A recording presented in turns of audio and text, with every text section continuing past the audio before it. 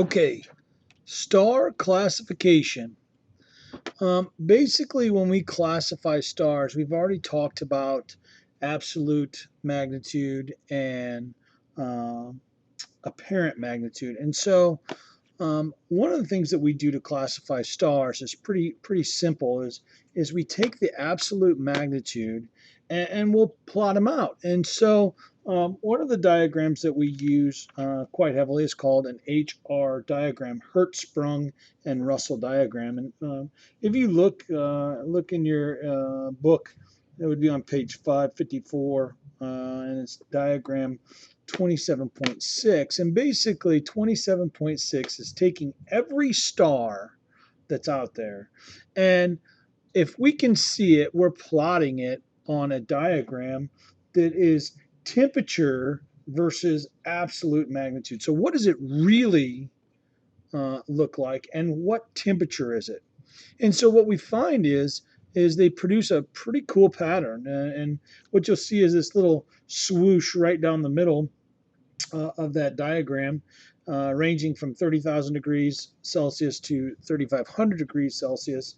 And so the more hot stars, the wider they are, the cooler they are, the more red they are. So what we find is that all stars fall into one of four categories. So the first one, which is my favorite, obviously, because our star, the sun, falls into here, would be the majority of the stars, and it would be a main sequence star. In other words, they're right at the middle age of their lifetime. They're not too big, they're not too small, they're not too bright, they're not too dark, but they have different varying sizes compared to their intensity. And so uh, they could be brighter or hotter, but they're not as far away, or their size would be a little bit different. And so basically, we have cool and we have hot stars in here, but basically, if we look at the main sequence, the absolute magnitude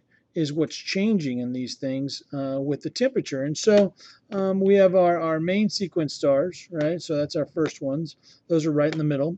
Our second ones would be the giants and supergiants, and you're going to find those up in the upper right-hand corner of this chart, and they're very bright due to their, how big they are, but they're generally not very hot, right? So they're very big, and so, but they're cool, and so they're just kind of chilling up there. They're burning real slow, and they live to be a very long age, and so they're not very hot at all. In fact, they tend to range at the 3,500 degrees range of that thing.